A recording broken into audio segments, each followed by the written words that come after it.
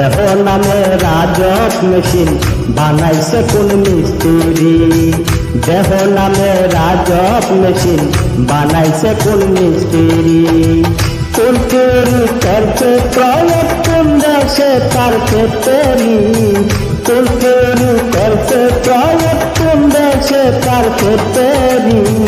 দেহ নামে রাজক মেশিন বানাইছে কোন মিস্ত্রি।